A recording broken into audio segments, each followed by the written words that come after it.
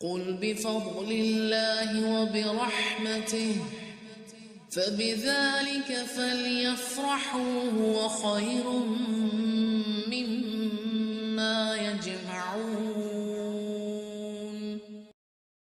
اللہ کا حکم. ابھی تک جو پڑھا ہم نے ان چند آیتوں میں، ہم آگے جا ہی نہیں پا رہے.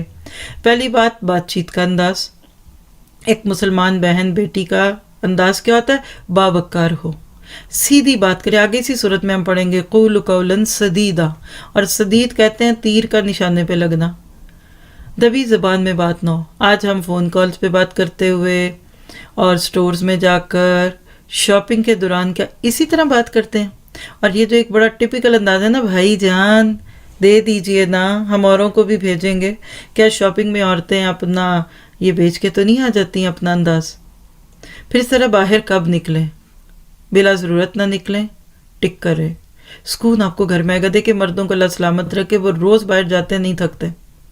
اور اسپیشلی اگر آپ پاکستان کے کچھ بازاروں کے نام جانتی ہیں، جیسے کراچی میں صدر ہے اور لیاری ہے، لالو کھیت ہے، ایک دفعہ زندگی میں آپ کبھی گئی ہوں گی نا، آج دوبارہ نہیں جائیں گی. ہم خواتین نہیں جا سکتی، مرد بیچارے روز جاتے ہیں. رنچوڑ لائن میں جا کر دیکھیے رکشہ نہ پہنچے وہاں، مرد جاتے ہیں ہول سیل کام کریں، اسکریپ کریں. آپ جا کے پوری برادری کو دیکھیے ان کی کہاں ہیں چیزیں، کہاں جاتے ہیں. اللہ نے ان کی مزاج میں رکھا ہے. عورت ایک دن بازار جائے گی، 2 دن سر میں درد رہے گا، پھر مائیگرین نہیں ہوگا تو اور کیا ہوگا. وہ تو وہاں جا کے ہوتا تھا، آج ہمیں نٹ سی چیزیں دیکھ کے مائیگرین ہونے لگتا ہے. اور پھر نکلنا ہے تو پھر کیسے نکلیں؟ تیسرا حکم اللہ کا، تبرج نہیں کرنا.